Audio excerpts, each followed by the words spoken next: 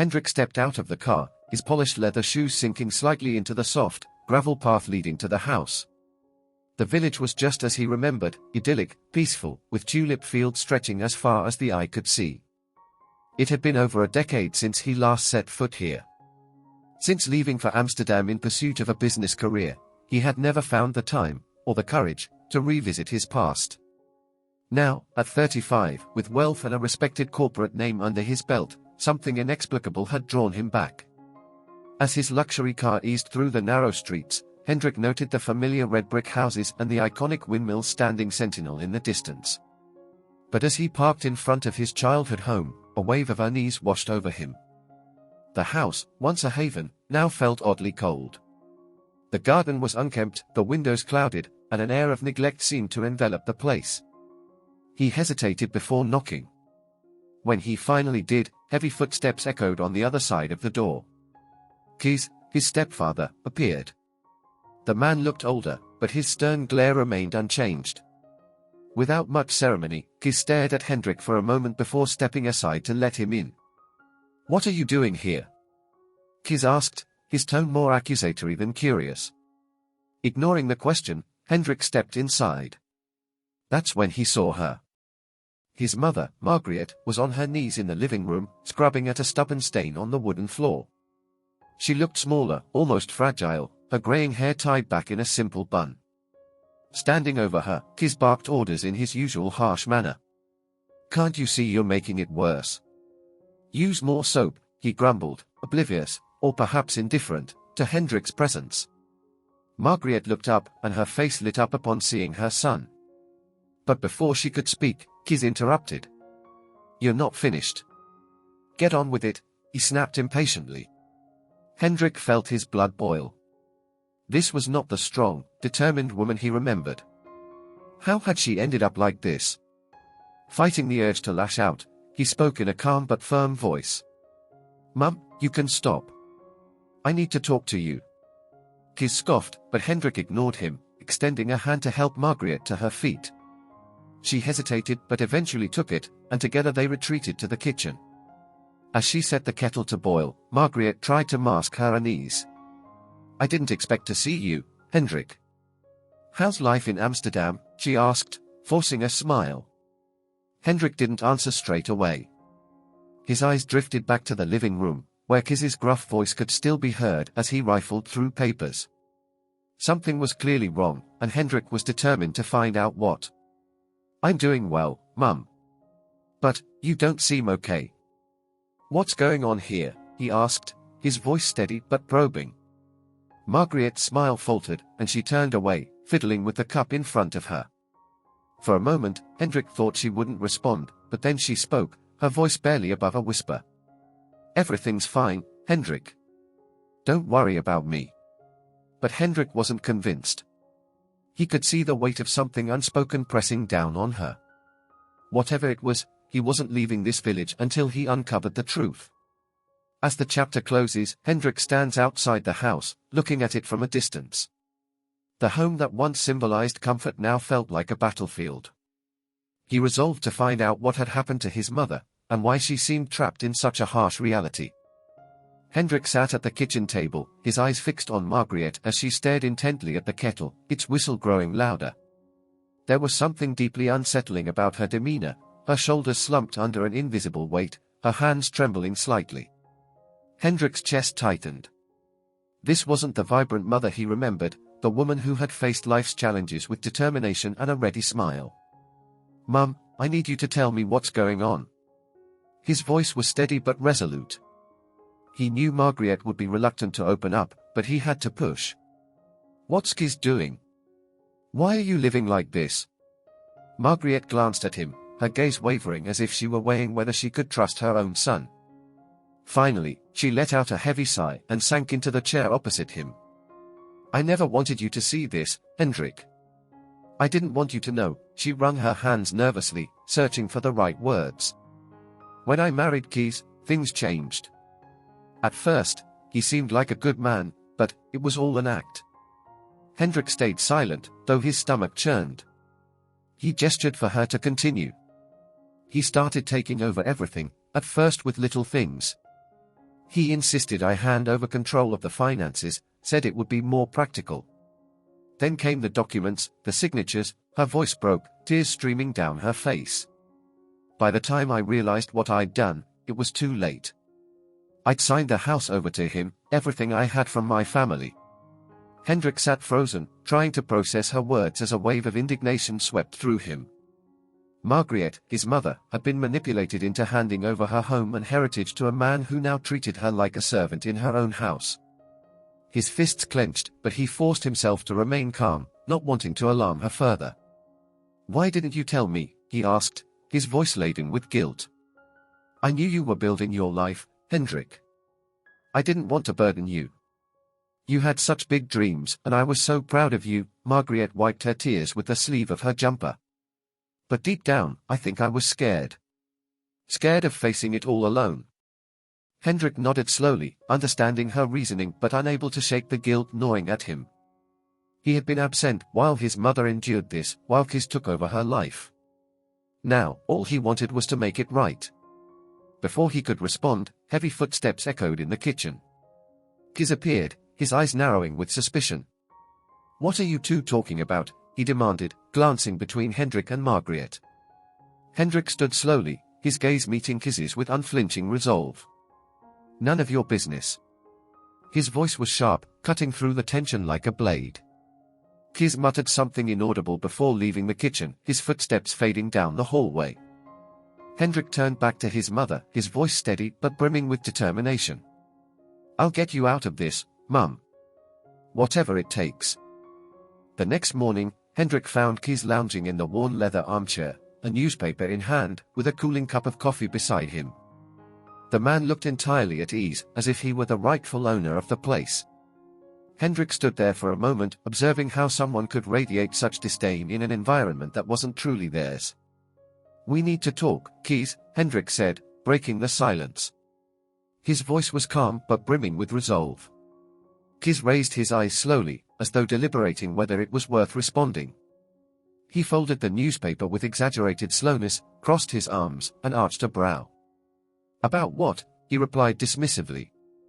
Hendrik held his gaze, refusing to waver.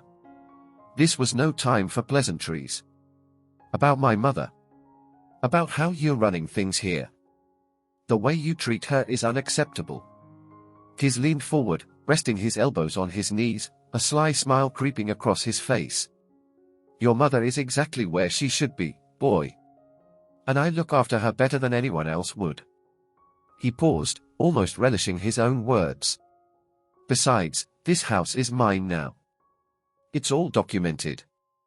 Hendrik felt the weight of his indignation rising. Crossing his arms, he stepped closer. "I don't know what tricks you pulled to take what isn't yours, but I won't let it stand. You've manipulated my mother, abused her trust, and now you act like some king in a castle that doesn't belong to you. That ends here." Kiz chuckled, a rough, disdainful sound. Rising slowly, he squared up to Hendrik. Although shorter, his defiant stare attempted to make up for the lack of stature. "And who's going to stop me? You? With all your Amsterdam money? Do you think throwing cash at this will fix your little problems? Good luck with that." Hendrik held his composure. Giving in to anger would only fuel Kiz's sense of control. Instead, he leaned in slightly, closing the gap so that his words were for Kiz alone. "You have no idea what I'm capable of. I'll use everything I have to protect my mother and remove you from this house. And you know I'm not bluffing." Kiz's smirk faltered, just for a moment, but he quickly regained his posture. The tension in the room was thick enough to cut. Margaret, who had been watching silently from the kitchen doorway, couldn't conceal her unease. Hendrik caught sight of her, but his focus remained firmly on Kiz, who pretended indifference, grabbing the newspaper again. Without another word, Hendrik turned and walked out of the room, his firm footsteps echoing through the house. In the kitchen, Margaret stood frozen, her hands clutching her apron tightly. Her eyes met Hendrik's, brimming with a mixture of worry and hope. "Hendrik, he won't back down. You know that, don't you?" she said softly. Hendrik didn't reply straight away. Instead, he placed a hand on her shoulder, a silent gesture, yet laden with meaning. Hendrik drove back to Amsterdam that same day, his eyes fixed on the road while his mind mapped out the first steps of what lay ahead. He knew he had to act quickly. Kees wasn't just a tyrant, he was cunning and manipulative, and Hendrik couldn't afford to underestimate him. His first stop was the office of his trusted lawyer, Peter Groen, a middle-aged man renowned for turning seemingly hopeless situations around. "I need your help with something personal, Peter," Hendrik began, after briefly outlining the situation. Peter listened intently, his brows furrowed in concentration as Hendrik described Kees's manipulation, the documents Margaret had been forced to sign, and the conditions his mother was enduring. By the time Hendrik finished, Peter leaned back in his chair, adjusting his glasses thoughtfully. "If Kees has these documents, we need to see them. The first step is to investigate their validity and determine whether there was coercion or deceit involved. We'll need evidence, Hendrik.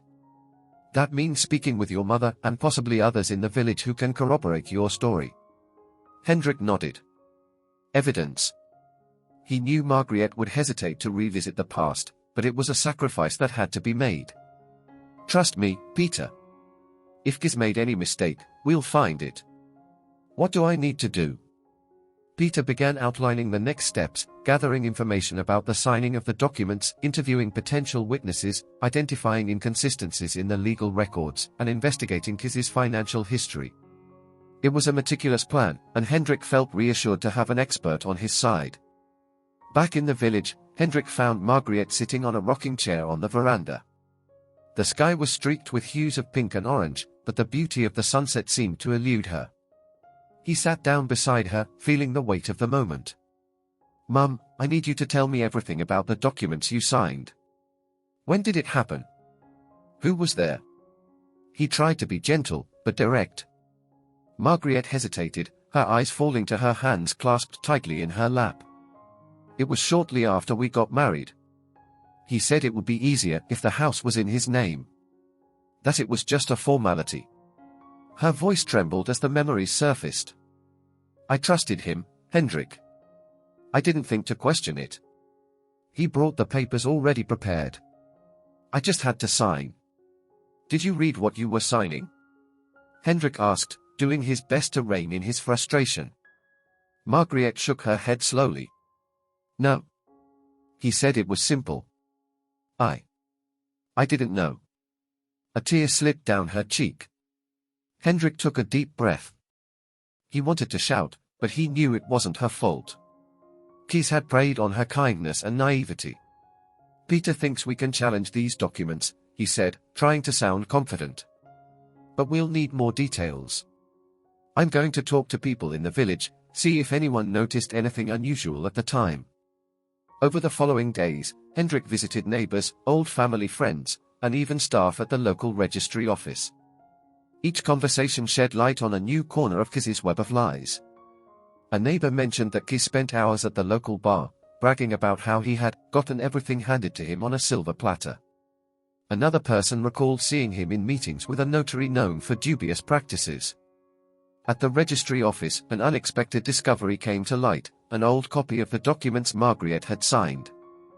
Her signature was there, but Hendrik immediately noticed something odd about the formatting. It was generic, almost as if it had been adapted from a standard template. Peter confirmed this could indicate contractual fraud. Hendrik returned home late that evening, exhausted but with renewed determination. The puzzle pieces were starting to fit together, and he could feel Kees's grip on the situation beginning to weaken. Hendrik's investigative efforts were beginning to bear fruit. Over the following weeks, new information emerged from unexpected sources, quiet murmurs in the village that gradually unraveled the carefully woven web of deceit Kees had constructed. Every clue, every detail brought Hendrik closer to the truth he needed to free Margaret. Peter was immersed in the documents. One afternoon in his office, he called Hendrik over to show him a discovery. "Here, take a look at this," Peter said, sliding a piece of paper across his desk. It was the supposed property transfer signed by Margaret. The signature is legitimate, but the accompanying text has clearly been tampered with. This clause here, about the complete cession of the property, was added later. You can tell by the difference in font type and spacing. Hendrik leaned over the desk, his heart racing. So this proves he manipulated the documents? Can we use this against him? Peter smiled, satisfied with the breakthrough. Not only that. This detail invalidates the entire contract. Now we need to link this document to direct coercion. If we can gather testimonies or evidence showing your mother was pressured, Kis will be in serious trouble. Hendrik returned to the village with a renewed sense of purpose, to collect this proof. He revisited neighbors and family acquaintances, but this time encountered resistance. Many feared Kis, who was infamous for his vindictive nature. However, an elderly neighbor, Mrs. Lotte, agreed to talk. I always found the way he treated your mother odd, Mrs. Lotte began. After they married, he started isolating Margaret. She wasn't allowed to go to church events or visit her friends. Everything had to be approved by him. She paused, hesitant. I remember one time, not long after the wedding, I heard shouting from the house. When I asked Margaret about it, she brushed it off, but I knew something was wrong. That's very important, Mrs. Lotte, Hendrik said, grateful for the insight. He felt he was getting closer to understanding Kis's pattern of manipulation. Meanwhile, Peter uncovered something even more damning. A review of Kis's finances revealed he had taken out significant loans using Margaret's property as collateral. It was clear he was trying to drain the house of its value, likely planning to abandon it once there was nothing left to exploit. When Hendrik shared this with Margaret, her reaction was one of shock. He's destroying everything my family built, she murmured, her voice trembling. The house was my father's legacy. I had no idea he would do something like this. But the final blow came from an unexpected source, one of Kis's former employees, a farmer named Willem, who had been dismissed years earlier. Willem reached out to Hendrik after hearing about his fight against his stepfather. Kis fired me because I saw something I wasn't supposed to, Willem admitted hesitantly. It was around the time your mother signed those papers. He and a lawyer were in the house, laughing about how she didn't even know what she was signing. When they noticed me, they sent me packing the next day. With Willem's testimony, everything clicked into place. Peter compiled the evidence, the tampered document, accounts of emotional manipulation, suspicious financial records, and Willem's statement. They were ready to confront Kis. However, Kis, sensing that Hendrik and Margaret were plotting something, launched a counterattack. He filed a lawsuit, claiming Margaret had fully consented to the property transfer and demanding his right to remain in the house. The court date was set, and Hendrik knew this would be the decisive moment. Kis seemed confident, acting as if nothing could touch him. He boasted to the villagers, saying, "The law always favors the clever ones." In the days leading up to the hearing, Margaret displayed a resilience Hendrik hadn't seen in years. Despite her nerves, she was determined to tell her story and expose everything she had endured. For the first time, Hendrik sensed that she believed change was possible. As the trial approached, the atmosphere in the village was tense. Hendrik and Peter had all the pieces in place, but they knew Kis would not go down without a fight. The courtroom was packed. Villagers and curious onlookers, drawn by rumors of the case, gathered to watch the drama unfold.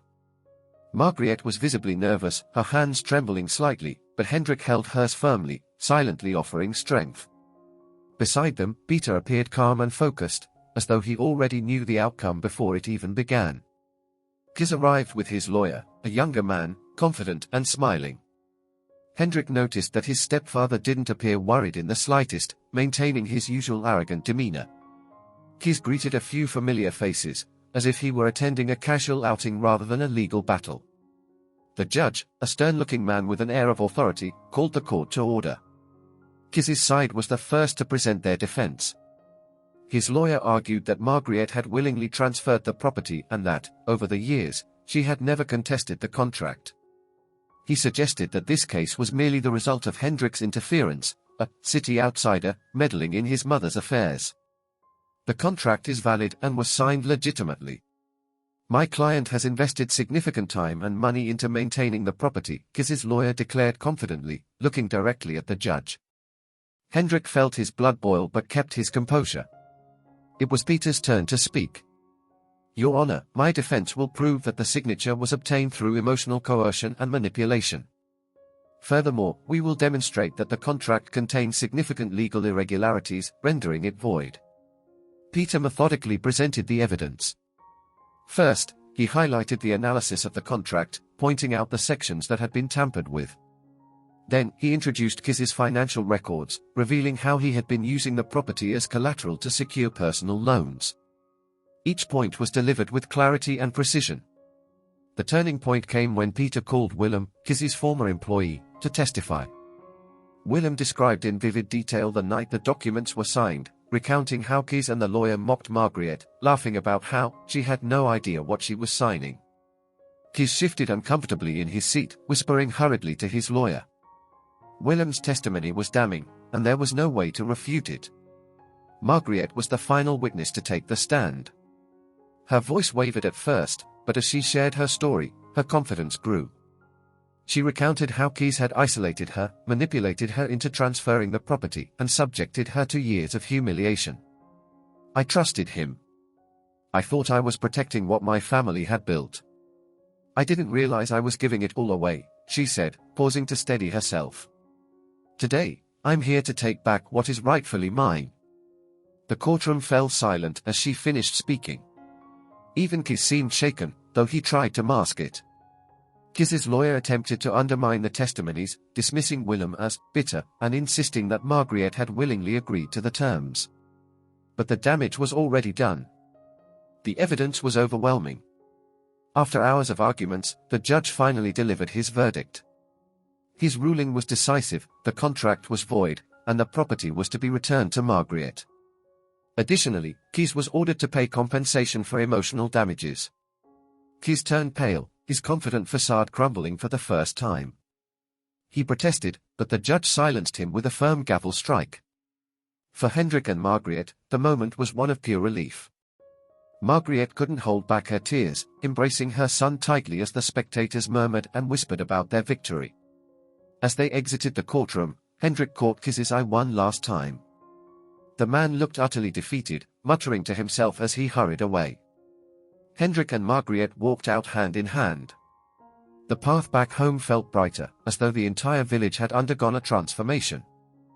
The days following the trial were a blend of relief and renewal. Margaret seemed lighter, as though a long-standing shadow had finally lifted. Hendrik stayed by her side, helping her reorganize the home that was now, undeniably, hers once more. Their first decision was to renovate the property.